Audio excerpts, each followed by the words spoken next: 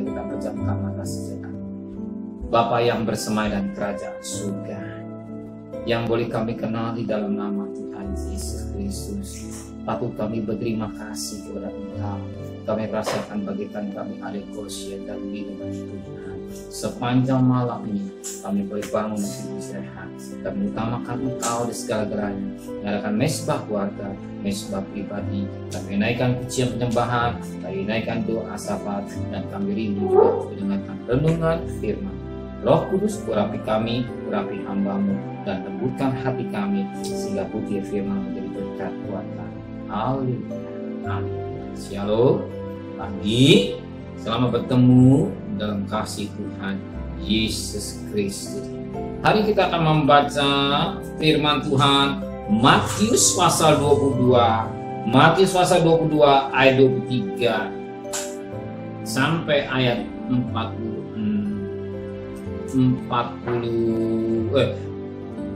sampai ayat 33. Matius pasal 22 ayat 23 sampai ayat 33.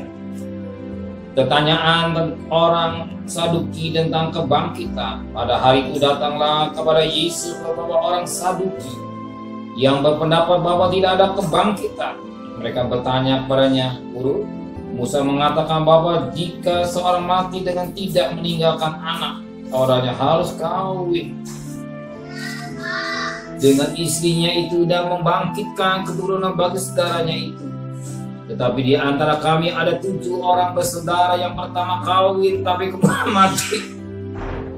Dan karena ia tidak mempunyai keturunan, ia meninggalkan istrinya itu bagi saudaranya. Demikian juga yang kedua dan yang ketiga sampai dengan yang ke-7. Dan akhirnya sesudah mereka semua perempuan itu pun mati. Siapakah di antara ke-7 orang itu yang menjadi suami perempuan itu pada hari kebangkitan?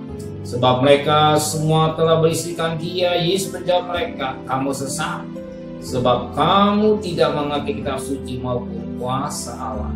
Karena pada waktu kebangkitan orang tidak kawin dan tidak menkawinkan, melainkan hidup seperti malaikat di surga. Tapi tentang kebangkitan orang-orang mati, tidakkah kamu baca apa difirmankan Allah ketika ia bersabda, Akulah Allah Abraham, Allah Ishak, Allah Yakub. Dia bukanlah Allah orang mati, melainkan Allah yang orang hidup. Orang banyak mendengar itu takjub akan pengajaran. Puji Tuhan, suatu mutiara pagi yang dapat kita bagian ayat 23. Pada hari itu datanglah kepada Yesus beberapa orang Saduki yang berpendapat bahwa tidak ada kebangkitan. Orang Yahudi tidak percaya tentang kebangkitan. Nah, kita perhatikan firman Tuhan tentang kebangkitan. Kita akan ketemukan firman Tuhan dalam 1 Korintus 15. 1 Korintus 15 yang berkata demikian. 1 Korintus 15 yang berkata demikian. 1 Korintus 15 yang berkata demikian pada ayat yang ke-12 sampai ayat yang ke-24.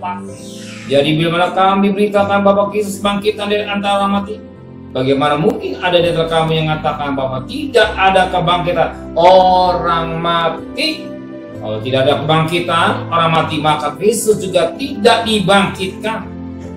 Dari kata Kristus dibangkitkan, maka sia-sia pendirian kami, sia-sia juga kepercayaan kamu. Lebih daripada itu, kami ternyata berdusta kepada Allah. Tentang dia kami katakan bahwa ia telah membangkitkan Kristus padahal dia tidak membangkitkannya. Kalau andai kata benar bahwa orang mati tidak dibangkitkan, maka sebab jika benar orang mati tidak dibangkitkan, maka Kristus juga tidak dibangkitkan. Jadi jika Kristus tidak dibangkitkan, maka sia-sialah kepercayaan kamu dan kamu masih hidup dalam dosamu. Demikianlah binasa juga orang-orang yang mati dalam Kristus. Jikalau kita hanya dalam hidup ini saja menaruh pengharapan pada Kristus, maka kita orang-orang yang paling malang dari segala manusia. Tapi yang benar adalah bahwa Kristus telah dibangkit dari antara orang mati sebagai yang sulung dari orang-orang yang telah meninggal. Sebab sama seperti datang karena satu orang manusia, demikian juga kebangkitan orang mati datang karena satu orang manusia. Karena sama seperti semua orang mati dalam persoalan dengan Adam, demikian pula semua orang dihidupkan kembali ke persoalan dengan Kristus. Tetapi tiap-tiap orang menaklukkannya Kristus sebagai buah suluk, yaitu mereka yang menjadi milik Yesus pada waktu kedatangan. Di sini ada kebangkitan. Orang mati kemudian bangkitan sia-sia. Berarti satu ketika manusia ia akan mati, dan juga satu ketika sangka Allah berbunyi, orang mati dan Tuhan dibangkitkan. Dan orang mati bangkitkan, dan orang mati akan ada tata pengadilan khusus. Betapa kita harus hidup kita dengan baik, yang hidup akan diubah dalam sekejap mata. Tapi kalau kita bermain-main dosa, apakah bisa diubah dalam sekejap mata? Satu pertanyaan yang kita harus jawab sendiri. Terima kasih Bapa di surga. Biarlah kami menjadi anak-anak yang tidak main-main dosa, sebab satu ketika manusia dibangkitkan Tuhan. Oh Tuhan, kami yang hidup bisa diubah dalam sekejap mata itu.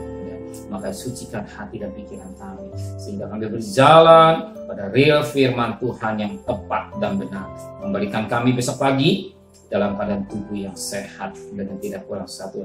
Berkati Bapak Presiden, Wakil Presiden, para menteri, para gubernur, para bupati, para wali kota, para camat, para lurah, para RW, para RT, para medis, para relawan, para TNI, para Polri, bahkan mereka-mereka yang di jas depan sebagai pejuang yang gagah perkasa, pelihara keluarganya sebagai kau pelihara dari warga negara yang baik, mau dengar-dengar yang mau divaksin, manfaatkan protokol kesehatan, belas kasihan terjadi buat bangsa Indonesia yang sembuh semakin banyak, yang sakit semakin kurang, tapi yang mati semakin habis Tuhan.